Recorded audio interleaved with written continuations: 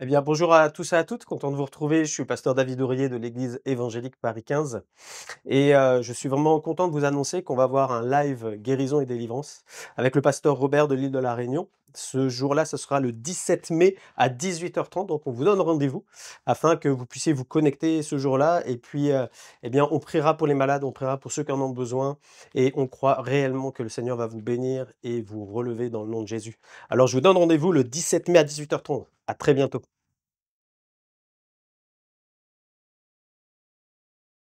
Donc l'enfant de Dieu est appelé à être élevé, à prospérer et à porter du fruit. Le Saint-Esprit qui vit en nous, parce que c'est l'œuvre du Saint-Esprit, c'est pas par nos propres forces, le Saint-Esprit qui vit en nous agit et nous fait grandir à travers aussi la parole de Dieu. Il nous nourrit, la parole est vie et elle nous nourrit, cette eau, cette nourriture et on grandit et on s'affermit et on porte du fruit pour la gloire de Dieu.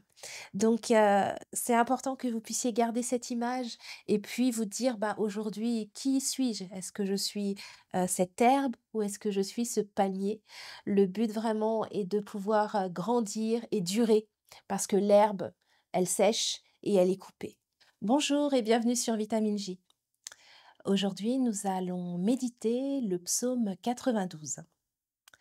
Ce psaume est magnifique et à la lecture de ce psaume, j'ai vu, 2 oppositions, on va dire, 2 comparaisons qui sont par rapport à la nature.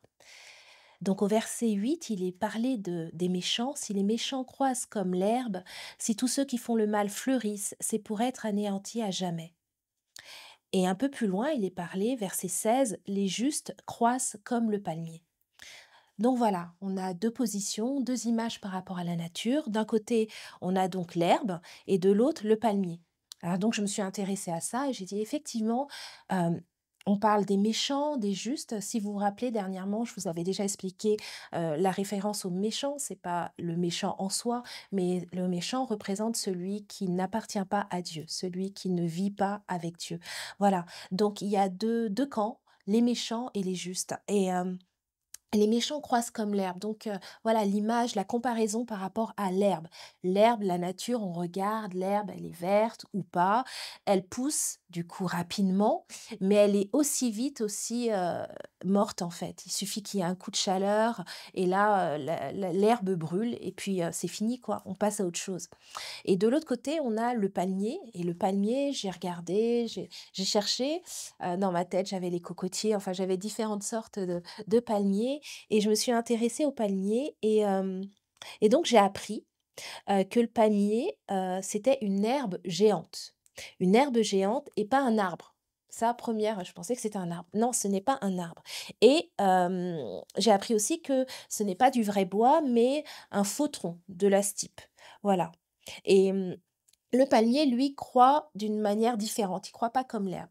Les 3 premières années de sa vie, il pousse vraiment, il y a une croissance très lente et après ça va très, très, très rapidement et il monte très haut jusqu'à des fois 80 mètres. Donc c'est gigantesque et donc c'est juste pour montrer que, voilà, les justes, donc ceux qui appartiennent à Dieu, il y a spirituellement, ça représente quelque chose. Heu, la manière de pousser, la manière de grandir. On est enfant de Dieu et donc on évolue, on s'affermit, on grandit et jusqu'à surpasser, les autres arbres qui sont comparés ici au cèdre du Liban, l'arbre noble est reconnu par ses différentes qualités qui s'élèvent au-dessus des autres arbres. Donc l'enfant de Dieu est appelé à être élevé, à prospérer et à porter du fruit. Le Saint-Esprit qui vit en nous, parce que c'est l'œuvre du Saint-Esprit, c'est pas par nos propres forces, le Saint-Esprit qui vit en nous agit et nous fait grandir à travers aussi la parole de Dieu.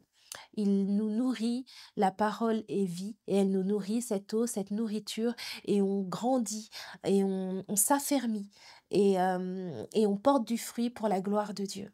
Donc c'est important que vous puissiez garder cette image et puis vous dire: «Bah, aujourd'hui, qui suis-je? Est-ce que je suis, cette herbe ou est-ce que je suis ce palmier?» Le but vraiment est de pouvoir, grandir et durer parce que l'herbe, elle sèche et elle est coupée. il y a le Saint-Esprit donc qui agit en nous, on grandit spirituellement, on est enraciné, je l'ai précisé, enraciné en Christ. C'est l'image de qu'on est planté dans la maison de Dieu et qu'on prospère, voilà. Et dernière petite chose, c'est que quand on parle de croissance, on parle de maturation, on parle d'être posé et de pouvoir porter du fruit. Ça me fait penser aussi au fait que, en tant qu'enfant de Dieu, on sera jamais à la retraite. Parce qu'on est le temple du Saint-Esprit et jusqu'à notre dernier souffle, il veut donner quelque chose. Il veut nous remplir pour déborder sur les autres et donc pour pouvoir changer et bouleverser ceux qui nous entourent. Donc, bonne nouvelle, il n'y a pas de retraite. On verra toutes choses et nos récompenses là-haut dans le ciel. Je terminerai par le but en fait de notre vie et donc de louer Dieu, de le servir et que son nom soit glorifié. Verset 16 de ce psaume 92, pour faire connaître que l'Éternel est juste. Tout ce qui est fait, tout ce qui est accompli par l'Esprit Saint en nous est dans le seul but de glorifier Dieu. Jérémie 17, versets 7 à 8, il est dit: «Béni soit l'homme qui se confie dans l'Éternel et dont l'Éternel est l'espérance. Amen.» Et donc aujourd'hui, si tu as fait ce constat que tu n'es pas encore attaché à Dieu, tu as fait ce constat que tu fais partie du camp, qui n'ira pas loin et en tout cas qui n'ira pas auprès de Dieu pour l'éternité, tu as cette possibilité aujourd'hui de pouvoir changer de camp. Amen. Il suffit juste que tu tournes ton regard vers Dieu, ton espérance en Jésus. Et je vais prier dans ce sens. Soyez bénis. Seigneur Père éternel, merci.